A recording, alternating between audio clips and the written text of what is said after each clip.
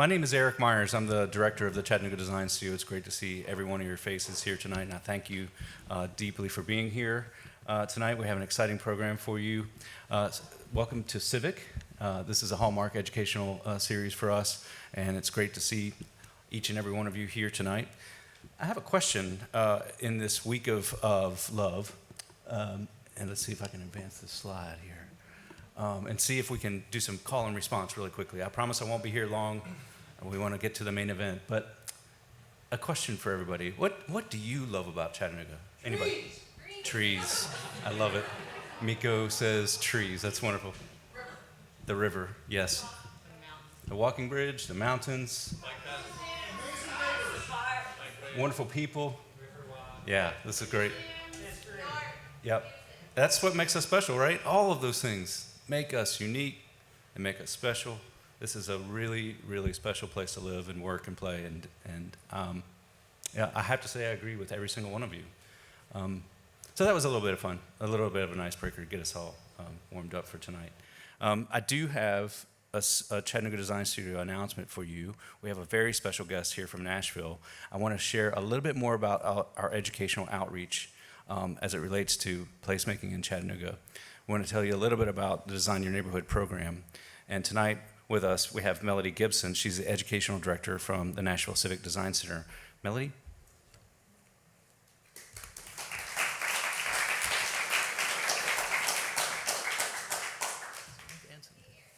Yeah, me too. Thank you. Say that again. There it is. Okay, great, thank you. Thanks, Melody. So for the past little over a year now, we've been collaborating with the Design Studio and Hamilton County Schools to create Design Your Neighborhood, which I'll tell you about, for Chattanooga. So we've been doing this program in Nashville for the past 5 years or so with Metro Nashville Public Schools and middle schools, and are setting out to teach our, ideally like our whole youth population, these three things. So building knowledge of built environment design, awareness of how it impacts community issues, particularly ones they experience, and then civic action strategies for change. So big idea is that we're building a generation of civic advocates that understand and value design. So how we do that is we've written a project-based learning curriculum that's designed to fit into the core classes. So the 3 projects we'll be implementing that we've developed for Chattanooga and we'll be launching, I think, this month and then all through the spring. And they're all 3 weeks long, but there will be a podcast where students get into active transportation awareness and advocacy in their local neighborhood, and that is in English classes. So in their English teacher and their normal English class, they're going to get to advocate for whatever transit they want. And then in the science and STEM classes, they'll be looking at transportation sustainability, and then they'll get to actually paint their designs and solutions. The Chattanooga Design Studio will come in and coordinate that tactical urbanism project with them. And the last is in the art classes, and I just got a better picture of this one. So looking at artwork for bus shelter wraps that specifically represents the identity of the student's neighborhood based on what they think. So placemaking on public transit. And as you probably noticed, the theme of all of them is transportation, and so that gives schools the option to have a really rich cross-curricular look at that topic from the different subjects. And one more thing I'll mention is that we have a partnership with Sewanee, a researcher there, Dr. Katie Morgan, and she'll be measuring the impacts of these measures in students through surveys and focus groups, so it will be exciting to see how the curriculum impacts them. And last, we have a sign-up sheet if you are interested in getting involved out in the lobby where everyone came in and got their name tags. So if this excites you and you want to support the design studio and getting this up and running, please sign up on your way out.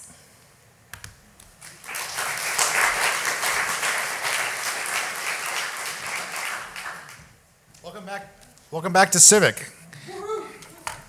I'm David Chalker. I'm the Outreach Administrator for the Chattanooga Design Studio. It's so good to see familiar faces, more familiar for me now as I get settled back into Chattanooga.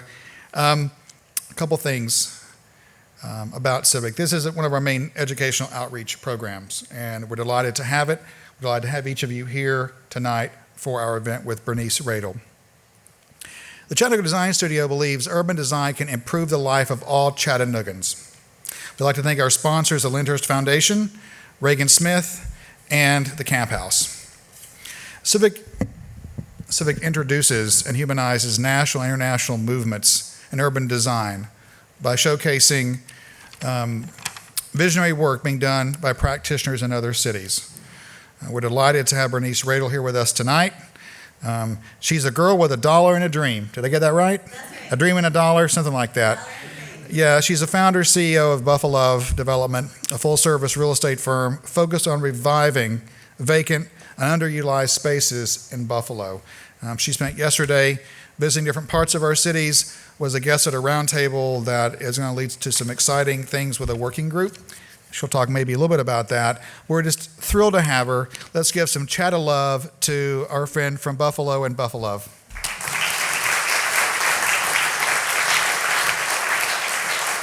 Chat of love. I love that. Everyone, thank you so much for having me. Yes, chat of love. I wear hearts on my socks and my heart on my sleeve, and started a little company called Buffalo because similar to Chattanooga, it takes a village, it takes love, it takes commitment, and it takes community to be revitalizing and renovating these cool old buildings.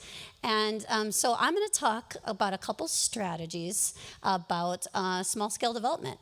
Buffalo, and then I'm going to go, I promise, South Bend, Indiana, and even Dallas, Texas. So I don't want you thinking, oh, no, that's up in the north. We can't do that here.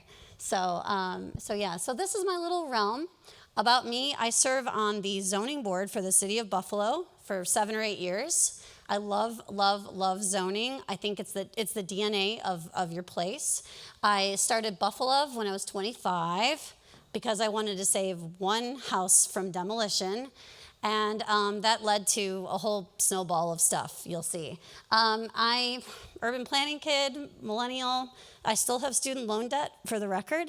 But I love Buffalo, and I commit myself to it. So let me show you a couple things. But I wanted to start with, is this Buffalo or Chattanooga, right?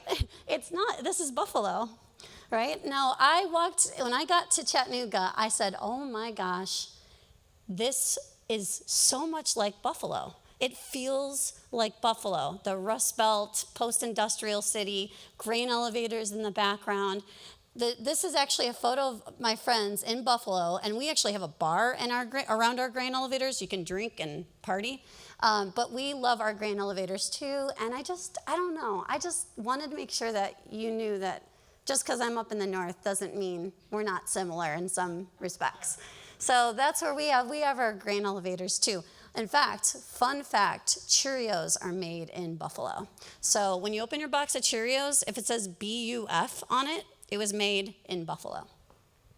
So I want to talk for a sec about the power of small-scale development. That's why I'm here. This isn't about the big buildings. This isn't about the single-family homes. This is about the everything in the middle. Everything you see on a postcard that we've ignored for 60 plus years all across America, we're talking about those buildings today. Your Main Street buildings, your cutie pie, live work spaces, etc. The power of small scale is really important when it comes to several things. One of them is money, because big box stores actually pay a lot more. But if you were to actually have more and more little baby buildings, you'd actually have more of a tax base, which is very important to our cities. And so what ends up happening is, and I'll show you a lot of examples, there becomes this kind of cool opportunity for all of us to take action in our neighborhoods, literally to pick up and start cleaning the weeds out and planting the flowers and renovating the buildings, all because the big developers over here and the residential folks are over here and there's corporations over here, and basically like in this little zone, let's pretend it's a heart, right? This little zone are local opportunities. And similar, Chattanooga, Buffalo, South Bend, Pittsburgh, all these cool cities just have so much opportunity for local. And what happens when locals own? The local economy thrives. The local community thrives. Remember that. Local is key here. All right, so in small scale development realm, we have a goal to basically just build and create the energy that you want to attract and work together. So when I talk about small scale development and incrementalism and renovating old houses, keep in mind that I also talk about block clubs, community gardens, striping a crosswalk so that it's safe for our kids, all the things that go into renovating buildings and really making communities stronger as a whole. So this has nothing to do with money, real estate, none of that.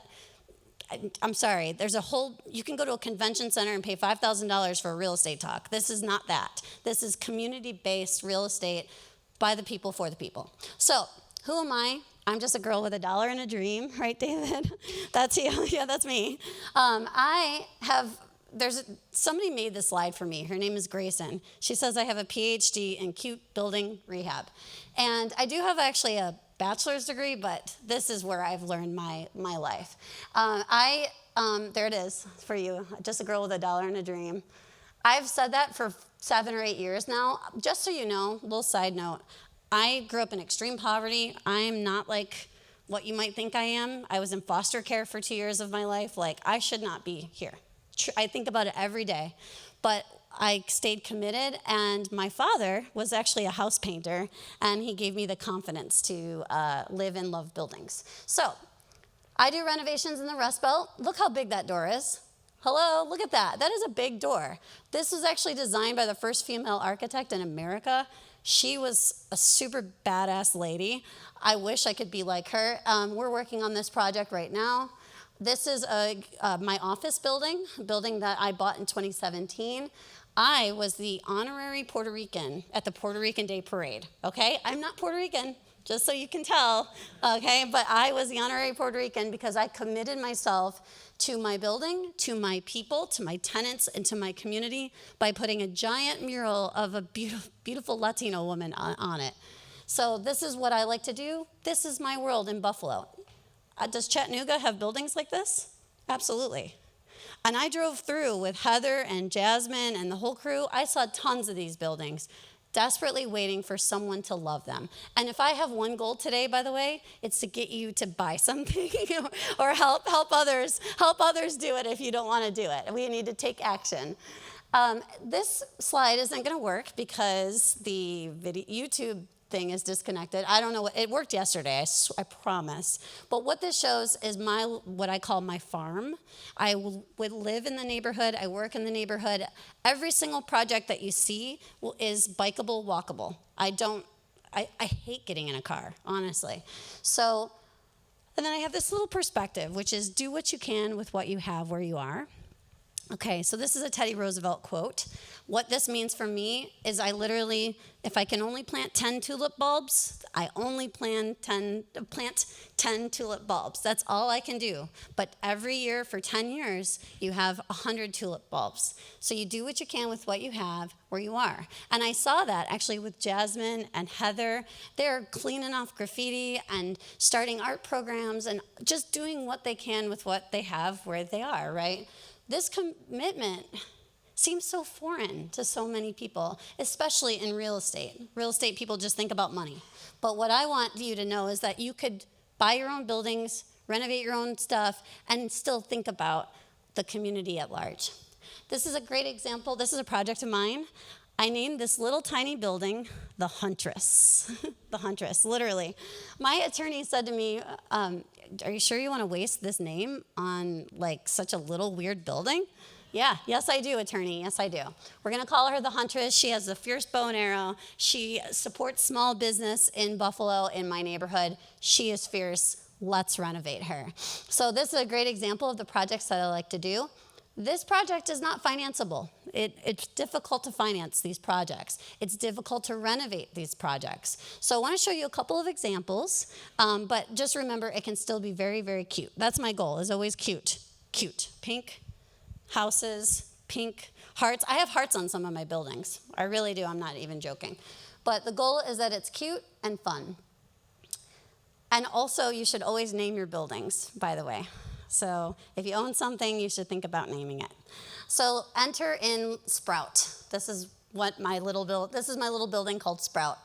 You can see on the left, right, the building. I had biked past this several times. I'd never in my life had I even really thought twice about it, except for I knew that there were these little storefront columns that you could kind of see, and that cool window up at the top. Well, you can see to the right, I bought it and renovated it. Got a bank to give me the money, and we did it. And I want to tell you a story about zoning, about community, about working within your neighborhood, and how you can bring these buildings back to life. So Sprout is there's actually 2 apartments and a little storefront. And as I like to tell everybody, that neighborhood shops are where dreams come true. Just remember that. Everyone thinks, oh, you need a big box store. Oh, Applebee's. Oh, I don't know, Starbucks. Well, you know what's better? Foibles, this little vegan pie shop with a little coffee shop. I promise you it's better. And it's better healthy, but it's also better for the neighborhood. So it's where dreams come true. Here's a photo as we were taking you can see we were taking the siding down. And this is what it looked like on the inside. Now, let me tell you a little bit about zoning. Does everybody hate zoning? Is everybody like, I hate zoning? No, I love zoning, but clearly this guy in the red hat hates zoning. Okay, well, let me tell you something. Zoning is what made this building sit vacant for 60 years. 60 whole years. This storefront sat vacant, looking like that. You can see the potential. But our zoning code forced this building to be it was not allowed anymore, okay? The residential was allowed, but the commercial was not allowed. And so when we overhauled our zoning code in 2017, and I've talked to several people in the last couple days about it, when we overhauled our zoning code, we made these buildings legal again. We said, you know what? Let's allow people to renovate them. Let's allow the storefronts to reactivate. Let's allow mom and pop shops to actually start and open and see their dreams come true, right? So this is what it looked like before, and this is what it looks like after. Fun fact, I got all that glass repaired for $900, and I did it secretly. I shouldn't say it. Are we recording? Don't tell the building inspector, but so the siding was up, and so we replaced the glass from the inside because I wanted them to think the glass was always there, but if you look really closely, it's pretty broken. So that way I didn't have to spend like $15,000 on a storefront. I could just say, oh, it's there, here we go, let's go, My budget was really short on this one, but you can see we had a lot of fun with it. It even, like a pie shop, even has a little Dutch store. See the door? What pie shop? A pie shop should always have a Dutch door, right? Come on. That one I saved out of a little historic building we renovated. The owner didn't want it, and it was like 3 years. I was lugging this thing from warehouse to warehouse, and I held onto it. I knew I'd have a perfect spot for it, and that was this little pie shop. And here's Sadie. Sadie was my first tenant.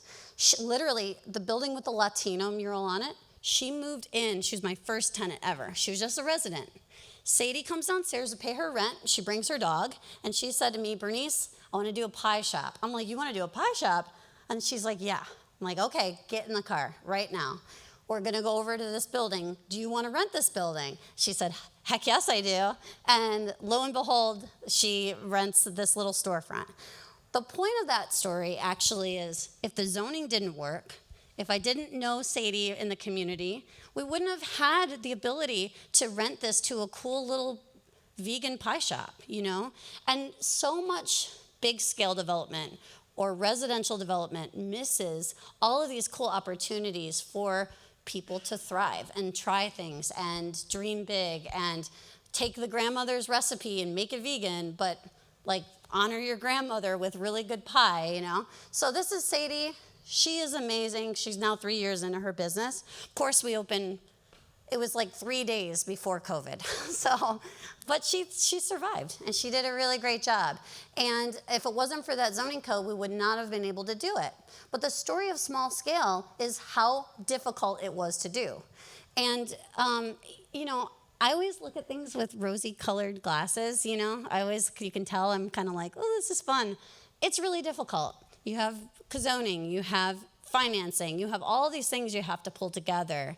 And that's why I always say it takes a village. It takes a village. And I'm sure everybody here at the design studio, they want to encourage you all to start buying. Well, I can't speak for them, but they brought me here to show you that it is possible. Like, if I can do it, they can do it, right? You can do it.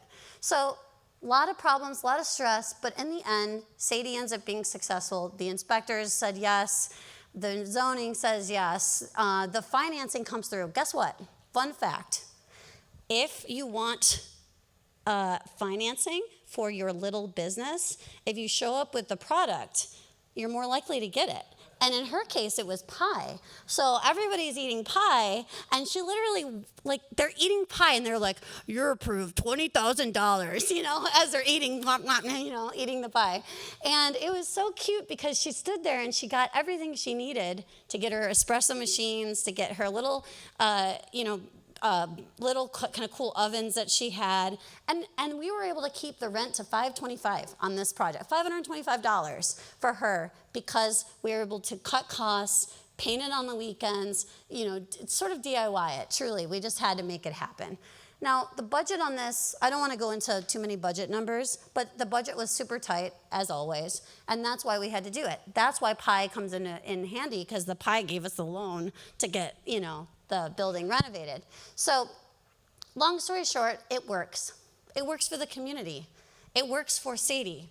It works for her family. She employs people, right? And you all might say, well, this is a no-brainer. Why is this special? Because most of America has made this illegal. Most of America doesn't even finance these projects. I bet you out of the 20 banks in Chattanooga, there's probably 5 banks that would even think about a project like this. And we have to turn that tide. We have to save our legacy cities, our Rust Belt towns, our main streets, our little nodes, everything. These matter. And without us pushing, it's just going to be big development, gentrification, big money, or nothing, truly. So I don't mean to scare you. I'm just telling you, we got stuff to do, right? We have a world to save and help and make. So a couple lessons from COVID that I thought were really interesting. The Dutch store, and I put it in here because, I mean, are we gonna have a pandemic, I don't even wanna get on that topic, but truthfully, you know, the Dutch store really helped, right? Working within the community really helped. Understanding our processes and our and how to make pie from the jump all worked out and really helped during COVID. Helped her success. So that's Sadie and that's pie. I'm sorry we didn't have pie tonight. I feel bad. We should have had some pie. Next time when I come down, I'll try to bring some vegan pies on the plane. I don't know. So anybody have any questions about the pie shop? Nothing. One. Red hat. The zoning code was built, he said, what about the zoning made it illegal? That's a great question. So our zoning code was a suburban style zoning code that was written when Elvis was alive. And so we called it the Elvis Code, right? And so they basically said, we don't want, commercial uses next to residential. They just wanted everything to be separate. They wanted to compete with the suburbs. So when we started working on our zoning code in 2010, we passed it in 2017, 6 years, 242 public meetings. It was wild. But when we started doing our zoning code, we knew that we wanted to celebrate our legacy buildings, allowing buildings like that to be legal. We also removed our minimum parking requirements, which meant that we could do pretty much anything we want without any parking, which was very cool. So I want to talk about one more project of mine, then we'll go into a couple southern projects so y'all can feel more at home. This is a building that I have, and this looks, come on, this could be in Chattanooga, this building here on the right-hand side. This is a building that we have worked on called the Ruth. We named it the Ruth because we just wanted like a strong name, strong female presence. This building is super cute, right on Main Street. There's a train, it's downtown, you know, all the things. Well, this building, and I've actually had a lot of conversations about this strategy. This building was vacant. The storefront was vacant. It was an old ice cream shop, and guess what?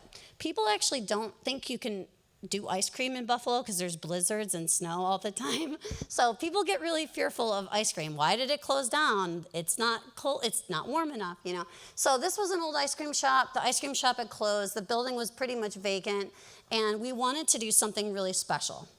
What I said is storefronts are where dreams come true, right?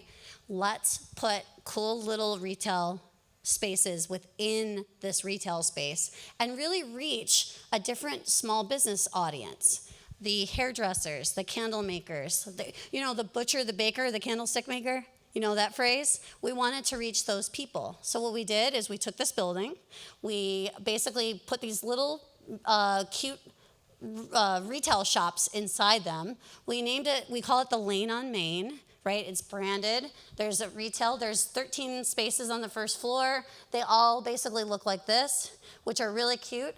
And then what do? I leased it to a bunch of different small businesses. We have vintage clothing, we have a candle maker, we have hairdressers, we have clothing, all kinds of things. Actually, another fun fact. I know I can't expect you to be a Buffalo Bills fan, but I am, of course. One of our tenants does all the cakes. She's a cake maker. She does all the cakes for Josh Allen. Now that's pretty cool.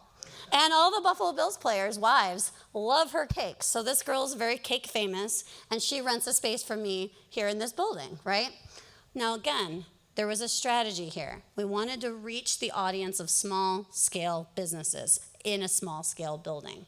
Now the banks thought I was crazy. They really, truly was like, what do you want to do?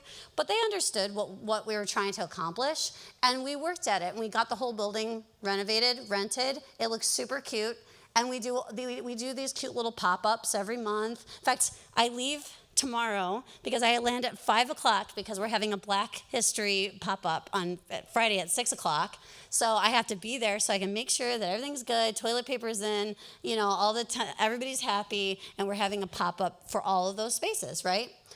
Again, it's a strategy. It brings in more money, pays our bills, pays our mortgage, lifts up the tax base, helps the small businesses. But strategies like this it's so funny. People they just look at a building and say nobody wants it. They're not creatively kind of thinking about what can we do here. So some of the problems and stress in this building, because I love to make sure I tell you that it wasn't always like a dreamy, kind of cool place. Keeping the rent down was very hard. Fire code, very hard, very annoying, but makes sense and obviously is needed. We had to work on a sprinkler system, make sure the alarms were working. It's expensive to be downtown. There's no parking anywhere in this building. People ask, where do you park? How do you take the train? What's the bus like, right? There's all these conversations. That makes it difficult, but not impossible. And that's really important. When we drove down Rossville Boulevard, there are so many buildings like this just waiting for somebody to fall in love and commit and care, right? Like a little bit of care and love goes a long way. But it works. The money pays the bills, the income, the tenants are pretty happy. I mean, we've worked through some kinks, right? And that's truthfully, any building like this has kinks, right? We had to put a whole fob system in kind of last minute. Why? Because everybody wanted to feel safe. Because I rent mostly to women, like Black women business owners. They wanted a fob system. Well, $5,000 later, now we have a fob system, right? Those are kinks. We work them out. We make them work. We figure it out. We do it, right? So that's a cool building. Kind of fun project. Of course, and then I had to put myself thinking, like, really?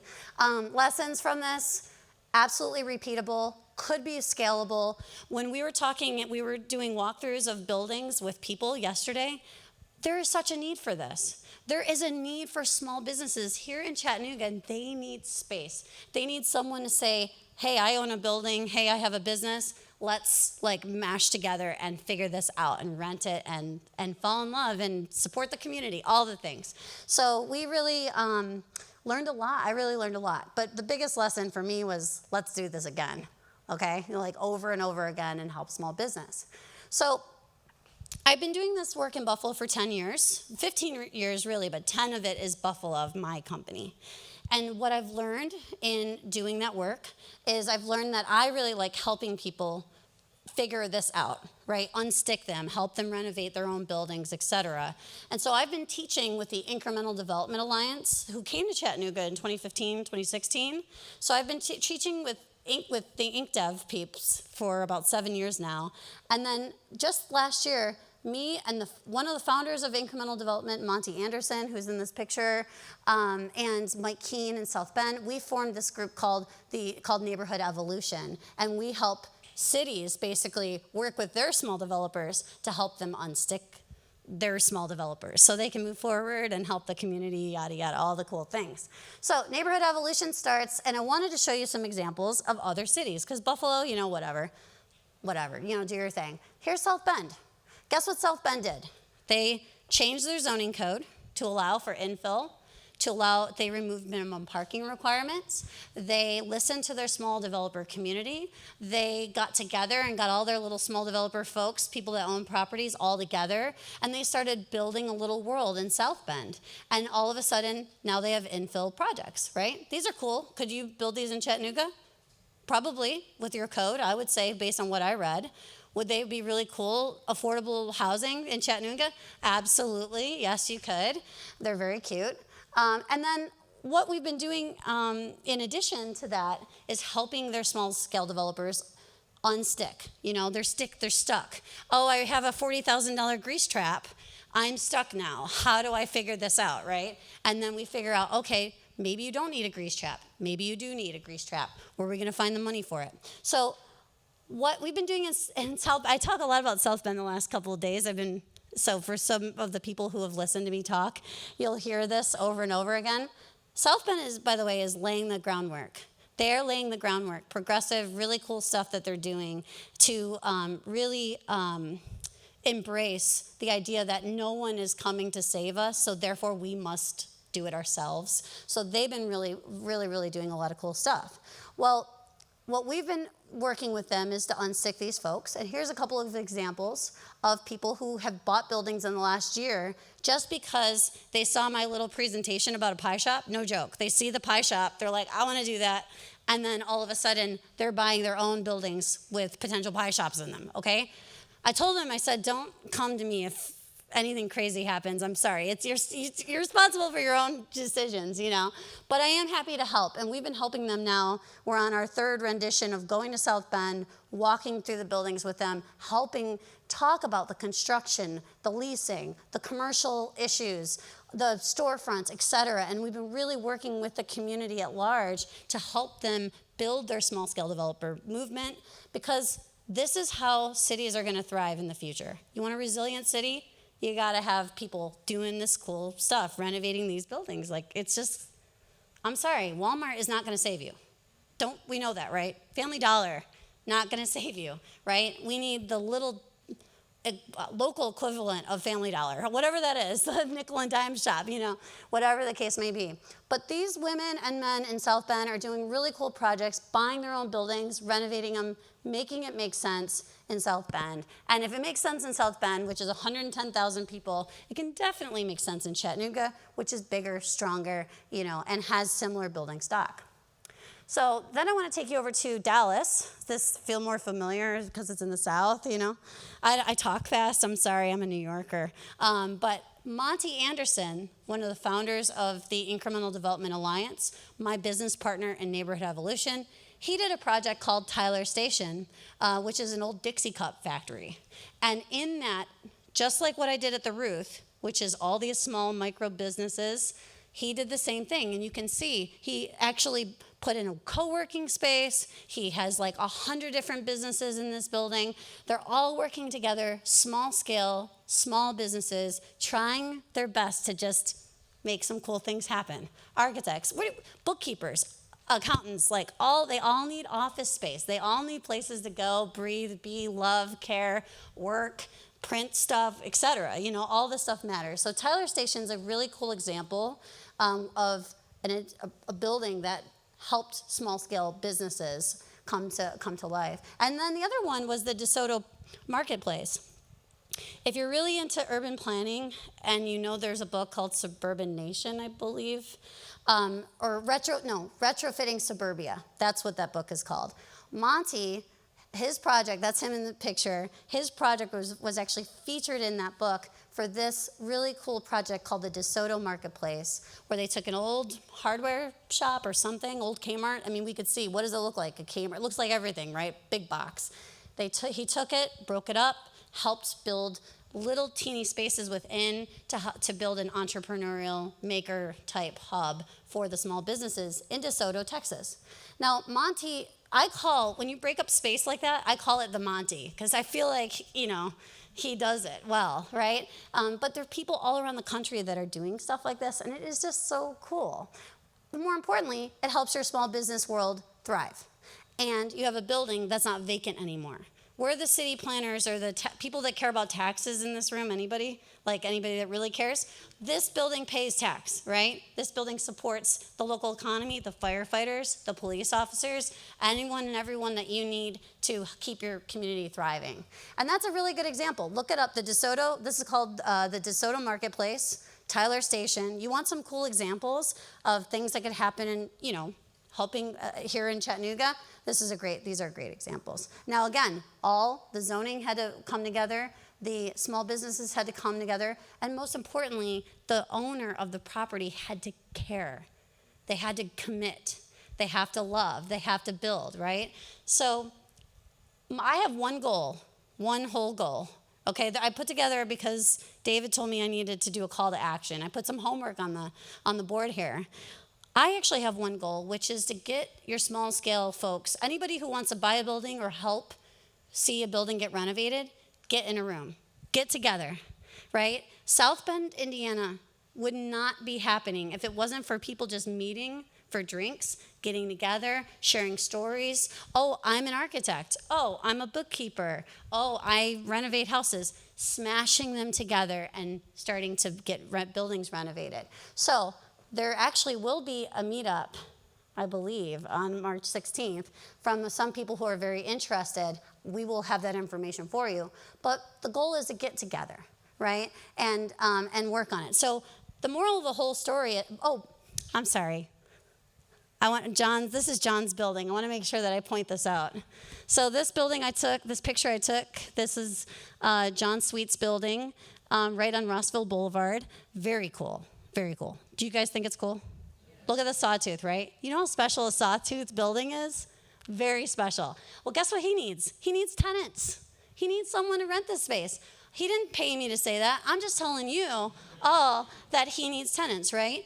That is what we're trying to do. Match John to the tenants. Why? Because then Chattanooga will be stronger, right? You're here talking about design and planning and all this stuff. It takes people, right? And I don't know. Can you tell? I just get him a tenant. He'll be happy. There's going to be a big party. There'll be a party, right? Disco ball, dancing, etc. So the homework is, does your zoning code work for you to do the small projects like this? Now, I've met with Karen. She's in the back, and a lot of zoning folks. Yes, your zoning code is strong. It does work. They are working on improvements, which is really amazing to have that level of trust and commitment, right?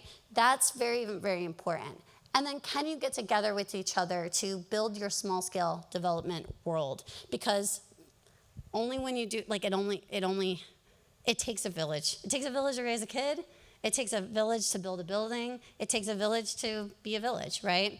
So, anybody have any questions? I guess I'll just end on that. Yeah, if anybody has any questions, I'd love to answer. Yes? On the multiple tenants in one space, logistically, is that something you really have to have like a community manager planned into your business plan in order to make sure that you are meeting the needs of multiple tenants? So it's sort of like a co-working space plus version of it. Well, so the question is, who manages it? I'll tell you the answer. I manage it, and that's a lot of work. In fact, right now, I'm getting the text like, oh, the lights have to go on because the cameras are going to be here at 4 a.m. for the news because of the event, right? Who manages those?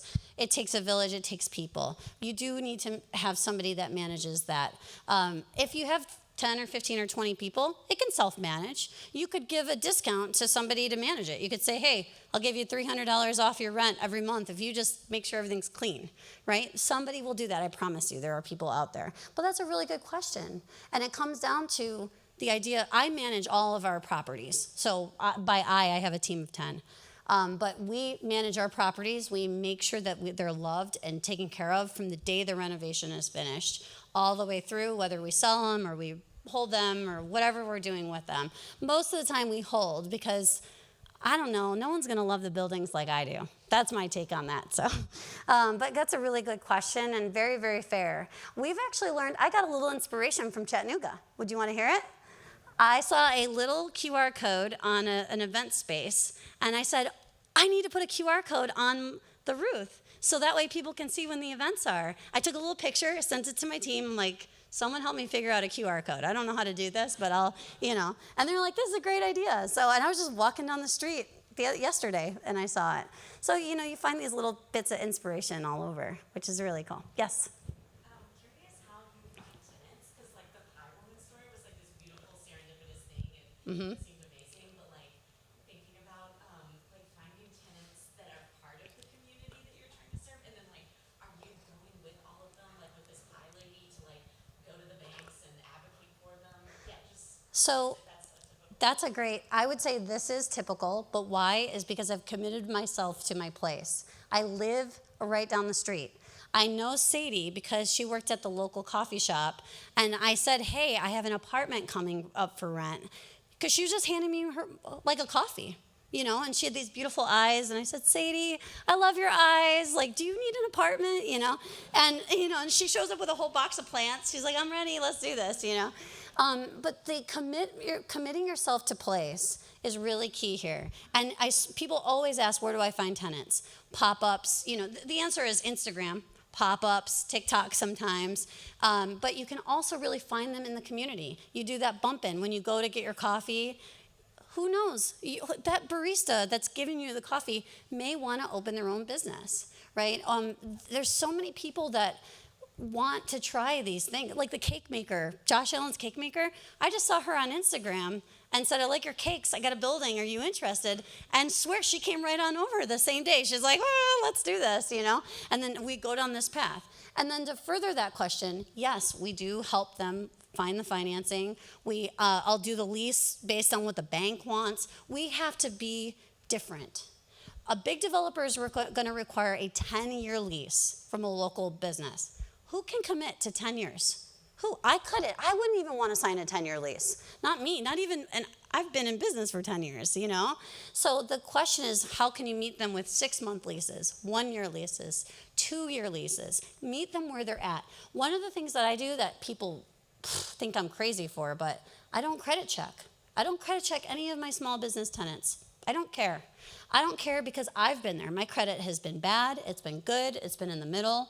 And if you have a good product and you're committed, you care, you're willing to do something, let's do it, right? And farmers markets are great. Instagram is great. Pop-up markets. If you think that there's no entrepreneurs, host a pop-up market, because then you'll see all of your people show up. Does that answer? Yeah, a lot of that. But sometimes it's serendipity, sometimes it's a challenge. It just depends. It's been harder this year, actually, because of the world is, I don't know, people are worried about inflation, UFOs, and all this other stuff, so they don't want to open up a cake shop. I don't know, they do, but it's been a little more difficult than other years. So, yes. In your Buffalo work, have you faced challenges related to individuals with homelessness, Yes. addiction, and mental challenges? Yes. And if so, what action, if any, were you able to use to help your work take place? So that's a really good question. Do we work or face people who are homeless, mental health challenges? So I have a resident right now going through a mental health oh, it's just horrible all around, impacting everybody. It's been really challenging, and those do happen. But I actually have a better uplifting story for you, which for homelessness. Monty, if I go back here, so Monty up there on the upper left, he bought a cool strip plaza, kind of like 1960s strip plaza, and he's building housing on it for homeless, but also has retail, blah, blah, all the things. But for free, he rents out a space for free, entirely for free, to a homeless nonprofit, to a nonprofit dedicated to helping people in struggling, right? And so he actually rents out some of the space to this nonprofit. They give them a shower, an address, clothing, and so they have a place that they can get, I don't know, a bank account with, so they basically become this little hub for people to get back off their feet. He's able to do that for free because he has other tenants that are paying the bills. Do you think like a big developer is going to do that? No.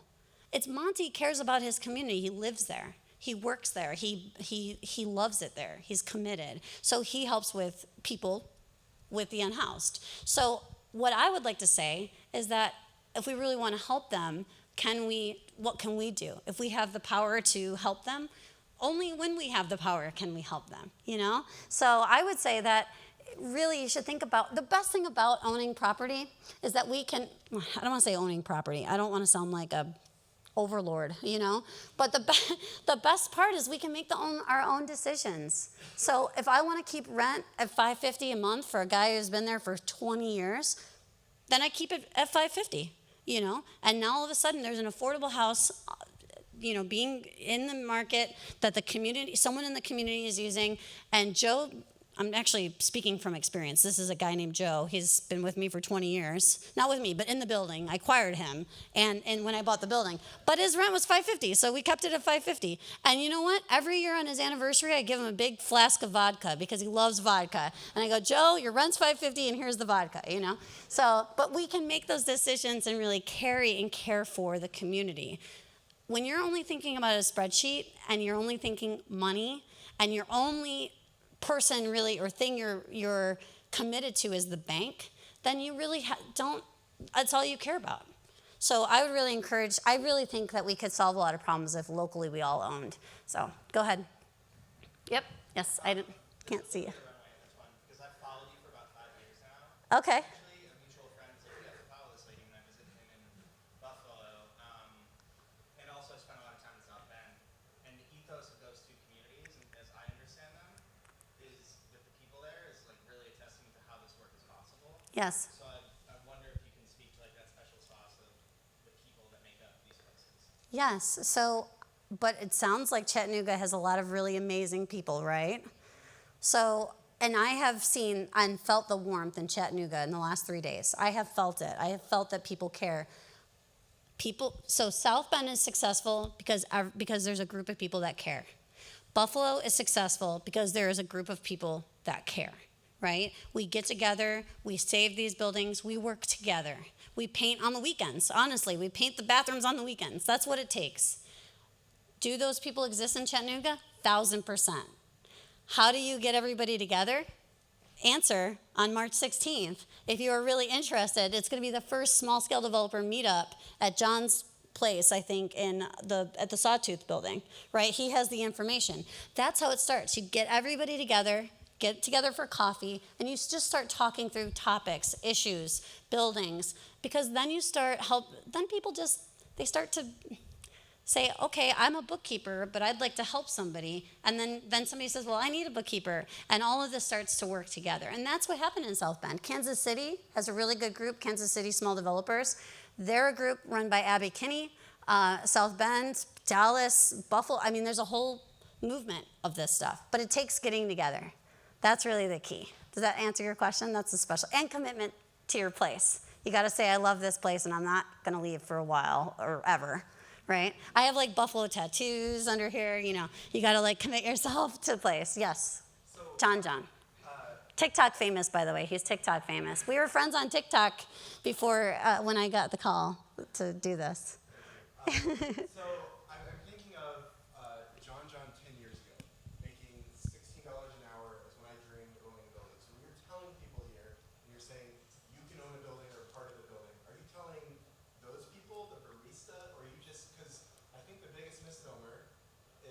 idea that like I have to be like financially stable investor person before I can ever own a chunk of my business or building. So when you're telling us to go own buildings, are you telling everybody or are you just telling a certain social strata? I'm saying it takes a village. Where there's a will, there's a way. And if you make $16 an hour plus tip at a coffee shop, depending on what the that you have to get yourself from A to Z, and you have to take baby steps. Now, if you're a coffee shop worker and you want to buy into something, how do you start that? You start working in the community, working within the world. Maybe you work for John or Heather or whatever, and you start hearing these opportunities. If Monty was here, this guy on the slide, he would tell you that everyone, the parking lot cleaner should be getting a building of their own. We agree. Now, the cool thing about Chattanooga is it's not like $800,000 for a house like Asheville, right? That is still accessible, right? What? Who laughed? What? Why? Why are we laughing? Did I just offend someone? Did I offend Asheville? I do like Asheville, for the record. I was just there. But it is possible to do. But you have to train yourself, you have to teach yourself, you have to be committed, and you have to, I didn't have the money. Actually, what did I make when I started Buffalo? Maybe $35,000. I just got out of college. I found an investor. I started my own little company. I made a logo, I made a website, I made an LLC for $320. And then I said, I want to save a building. And then I was able to find an investor through the world because I was working in real estate already. So the goal is to get in any way you can and work in that flywheel, and somewhere you will be able to find the money that you need, So I really, it's hard for me because I think people say to me all the time, well, you found an investor, you're lucky, whatever. It was really hard work. I did energy efficiency retrofits. I worked $9 an hour taking toilet clogged calls for 4 years. 4 years of my life, I was a maintenance coordinator for a real estate company. But I learned leasing, I learned maintenance, I learned how to deal with maintenance guys, right? A maintenance crew, because they were rough sometimes around the edges, and I got real tough. I started drinking black coffee, no creamer. Yeah, because I wanted to, make sure I was really strong with these maintenance guys. Yeah, so, you think about, you get in that flywheel, you build your little world, and then it works. And you just have to commit yourself. So I'm not telling everybody to buy a building. I'm not saying everybody should go buy a building. But what I am saying is that if you guys can commit and help others, if your risk profile is that you don't want to buy right now, maybe you got kids in college, or maybe you've got little kids, you can commit yourself in other ways. Can you stripe the parking lot? Can you, or the bike lanes, as we were talking about, the need for bike lanes. Can you commit to cleaning out the place for someone like John or Heather? Can you clean up the graffiti? There was graffiti when we were walking through buildings yesterday, and Jasmine said, oh, I'll come back, it'll be 10 minutes. You know how they all have kids, they have families. Can you commit to that world, right? So that's the thought. Yes, go ahead. Can you commit to owning your own business? Because that's a part of what you're asking us. You don't have to be the person who buys the building. Correct. You would take the chance to start a business. Yes, that's right. And guess who needs space? A lot of people, including John, right? That he said, can you commit yourself to a small business? Small business is so hard. So in addition to renovating buildings, I have my own construction company, my own property management company. Like payroll every week, we struggle. Not every week. Some weeks are great. In fact, coming here, I was like, woo, I sent payroll off. I had no worries, Sometimes I'm worried, right? And constant struggle is very difficult. But what we learned in the roundtable earlier today was that there are businesses out there that are looking for space, and they would be willing to partner in ownership. So like 10, 15% owner, 50-50, who knows? You can work on a strategy and a deal with a good attorney and a bookkeeper and an accountant, okay? But the point is, people are out there looking for space, and one of the biggest pieces of feedback to us in that roundtable was that these small businesses don't have spaces to go. They don't have places to go, places to lease that are cool or renovated or have a grease trap. That was the conversation, was grease trap. So, yeah. So any other question? Did you have a question? You're the electric car guy, I think, here with the hoodie. Oh, yes. Mm-hmm. I have a question, but I wanted to make a comment. I did own a storefront, remodeled it, didn't have the money, all the things that you mentioned. But most of Yes. They were all women. Mm-hmm. Like over the years, probably 9 or 10 women who, so that's something to think about. And Yep. women, especially I believe black women are like the fastest entrepreneurs group, right? So, and it was organic. I really didn't advertise. Yeah. When you said something about, committing to the people and caring, Yeah. it really just kind of happens organically. Yep. People start to show up. But the second thing I was going to ask you, creative financing, Mm-hmm. any grants, any support from your local community? So let me just make sure that for people that didn't hear what she said, is that black women show up, period, at the end, I think. With a small business, right? With small businesses. Actually, so most of the women that rent in my building at the Ruth are black women. They are incredible women. And you're right, they're willing, they said, we have an idea, we're willing to just try and open. And at $400, $500, $600 a month, you can fail. You fail small. You don't have a $2,000 a month, rent payment. You can try. And I have loved. You're right. It's been a strong. I thought it because I attracted like women because I'm a lady, but you're right. Absolutely right. And then the second question was money. So a lot of people say, where do I get the money from? I would say that bring your product to whatever bank meetings you can, investors, et cetera. Make sure you bring your product. If you own a building and you have somebody with pie or ice cream or whatever, bring them with you with the ice cream, It's a joint effort. You have to collectively work together. But what programs are out there? There's a lot of local, I can't speak to the banking financing of Chattanooga, but there are banks that finance renovation projects. There's the SBA loan for people who want to do small businesses and actually buy a building as a small business.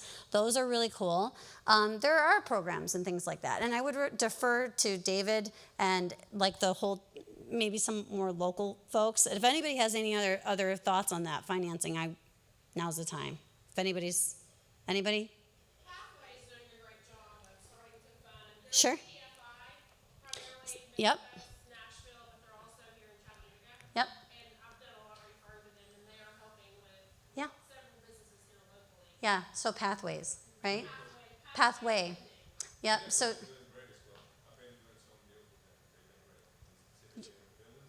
Yep. And do they do renovation to perm loans for you, or do they do construction? Yeah. Okay, that's good.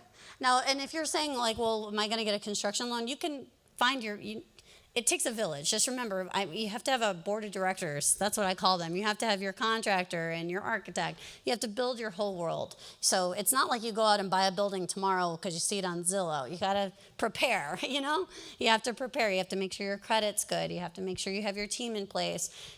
It literally takes a full village to do these buildings. So, yeah. Other questions or thoughts? Yes. Yes. Talk about committing yourself to the community that you're in. Does this work if you don't live in the communities? And do you feel like there's like a radius that it works in? That's a really good question. So a lot of people say, oh, I live in Asheville and I want to buy in Chattanooga. If somebody said that to me, I would say, good luck. Bad idea, right? You have to be on the ground. You have to meet with the small businesses. You have to get to know your bankers. You have to get to know the architects. People always think they can fly in and just do the work and get out. That is maybe in a bigger pockets world, in a world that only cares about money, yes, that is possible. But in our world, we are doing something different. We're doing something community-based. So you have to be a part of the community. Sometimes people get away with it if they have family in the region. If their mom can go and check the building out, then okay, mom, thank you. It works out. But yes, that is. Mm-hmm. Follow up. Yes. You live like 10 miles away. Easy, you can do that. Yeah, 10 miles you could do it. And I know if driving, if you like to drive, great. I want to be 1 mile. I have to ride my bike. Or walk.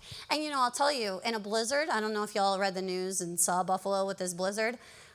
My office is 1 mile away from my house, and in between is the pie shop and all these other things. I was able to snowshoe in the blizzard to get keys because I had tenants that couldn't reach their animals, their cats. So I snowshoed like with full ski goggles in a blizzard. I'm like, oh, I got to get to the office. I got to get the keys. And I literally had to feed the cats from my tenants.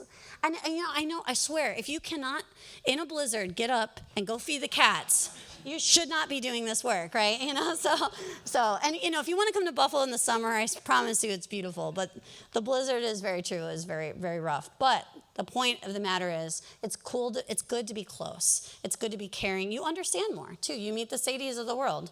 And, I don't know. I'll just stop there. But yeah, I hope that answers your question. Okay, good. Yes? I have a question. There are beautiful old buildings that you've already seen in Chattanooga. Yeah. That are owned by individuals that don't want to sell them necessarily, but they are starting to crumble. And do we need to go zoning on that? How do we even begin? There's a couple of strategies. So she said, what do you do when people own a property and they don't want to let it go, but it's starting to crumble? You can work through housing court to kind of put pressure so that way they start writing them up. But you could also take them out for soup, like get to know them. It sounds really weird. I've met with a lot of older guys over soup. I swear. Super chicken wings. Chicken wings in Buffalo, that'll sell anything. So, but if you can get to know them and say, hey, look, I know it doesn't work all the time, but this is a strategy. You say, hey, you own this cool building. I love this building. Let me take you out to soup. Let's try to work together. Right? And see if you can't strike a deal. Maybe they hold the building and you bring the renovation money, or you bring the bank financing, and you work together, and then you get them out after the building's renovated. You get the soup guy out, So, but that's a strategy. The other one is, I don't have a picture of it in this, but I bought a building from a guy who wanted $700,000 for this building. And I said to him, $430 at the most. That's my max budget.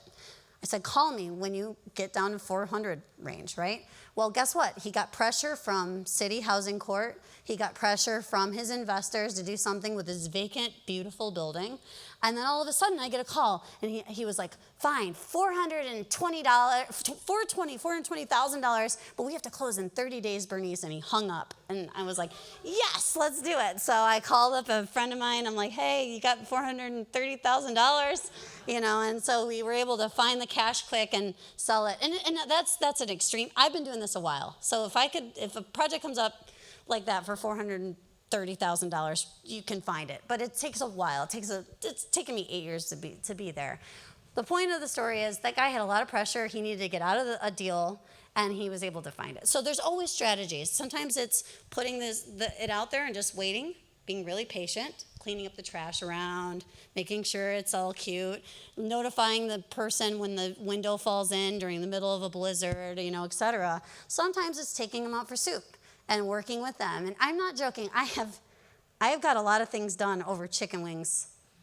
Buffalo invented the chicken wing. Do you know this? No joke. The buffalo wing is Buffalo, New York, okay? So we love chicken wings. We just call them wings in Buffalo, by the way, just wings. We eat them hot and spicy. But wings any investor that comes to town, I take them out for chicken wings. And I swear to you, they lather their face with wing sauce, And I'm like, hey, can I get $425,000? And they're like, okay, yeah, sure. So really, that is weird, but I swear to you, that has happened multiple times. I'm not even making it up. Yes, in the back, way back.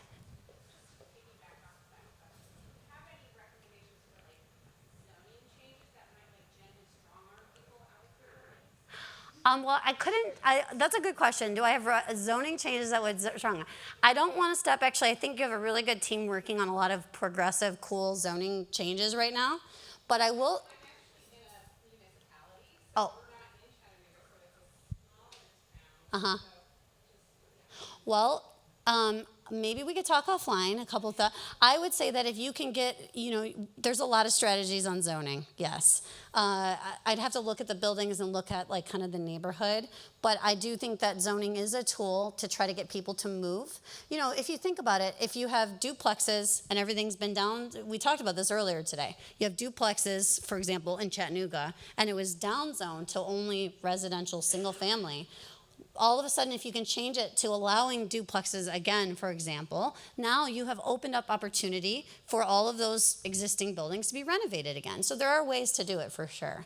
Yeah, and I'd be happy to talk. And Karen right here right here. There, Karen is the pro here. So. Folks, we have time for one more question. Any? Yes. You talk about the dripping barbecue sauce. Yeah. Your investors, how do you also keep them from salivating at Class A rental rates being charged on the tenants that you are bringing in? So that's a beautiful question. So she basically said, how do you get them, or correct me if I'm wrong, when you're talking to investors, they want top dollar. And how do I convince them that not accepting top dollar is the way? That's a really hard thing to do. But what I tell them is, these are the projects that I do, and this is the commitment that I have to the community. And if we don't align, then I don't want to work with you. There are a lot of people out there, and I promise you this, I have learned this time and time again. There are a lot of people out there that really do want to do something good. There are a lot of people with money that either they might have a little bit of guilt because they made a lot of money and they want to give back. There are people out there that work in affordable housing or perhaps came into money. Baby boomers, like the richest generation that there is. There are people out there that want to leave a legacy. You know, the pie shop. The person that gave me that down payment, so it's $28,000 roughly to do the whole project, was a woman who made a little bit of money in her house, who lives in the neighborhood, and she wanted to commit to the local economy. But she didn't have the time or space to renovate. She didn't want to deal with all that, right? She has kids, but she had a little bit of money. She had a good HELOC at her house. She lent the money to me, and I've been paying her back every month. Just boop, boop, boop. She's actually a partner in this project. It's Bernice and Sid and Peggy. There's three women that are partners in that building, and Sid was the one that gave me the money. And so sometimes you don't need millions, right? And if you have a project that's $400,000, $200,000, you need 20 or 30% of that to come to the table. So in Buffalo, that's $28,000. In South Bend, that's like $10,000, right? It's very little. There's big opportunity. Chattanooga will be a little bit more, but it is possible. And there are a lot of people out there, really, truly are people out there that are willing to commit to community. But you have to align your values. Because if you work with a slumlord and you're not a slumlord, it's not going to work out well. And I've learned that the hard way. One of my biggest partners / investors is an affordable housing guy out of New York. He's like super cool, and he goes, Bernice, I'll help you. And he lent me my first pot of cash. And I met him at a conference at the lobby hotel bar. I was just yapping about Buffalo. That's like how sometimes it works, So, and I was 25. I had way more energy than I do even now. And I was just like, Buffalo, it's amazing, There's all these cool buildings. Like, someone give me $1 to renovate these things, So the point is, you just never know where you're going to find it. But if you commit yourself to place, if you go to the local coffee shop and you listen and you hear these stories, you'll never know what's going to happen. You'll hear the story about someone selling a lot, and then you'll hear that Karen's changing the zoning, and now all of a sudden you can do a cute duplex, and then you'll think, oh wait, I could do a duplex because I met the banker who said they loaned me the money. All of it starts to kind of flow and come together. So that's what I really encourage you, is just think deeper. Remember that no one is really coming to save us. Chattanooga, is going to, has a chance to be even more successful. You are growing.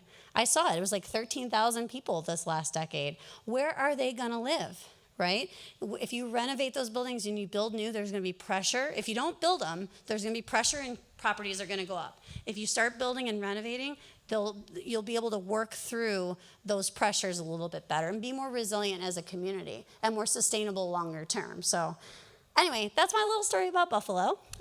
Just for the record, if anyone comes to Buffalo, you are all welcome.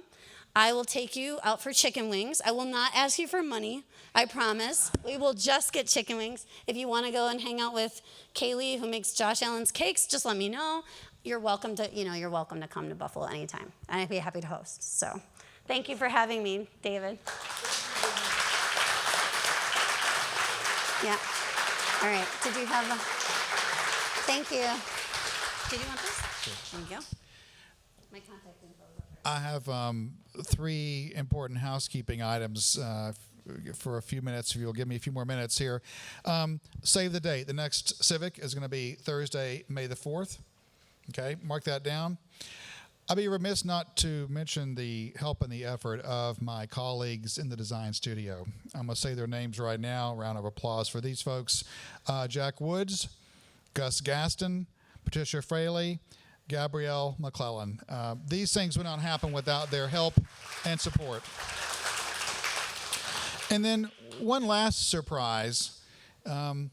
We have a good friend of the studio who's here tonight who's also having a birthday. She's a leader, she's a poet, she's an artist, she's a change agent, she's our friend. Erica Roberts in the back, is she still here? Yes. If we can all sing happy birthday to Erica, that would be fantastic, okay? So, happy birthday to you. Happy birthday to you. Happy birthday, dear Erica. Happy birthday to you. It is a treat to see everyone here tonight. It means the world to us. I hope this has been beneficial and helpful, and we'll see you in May. Have a good night.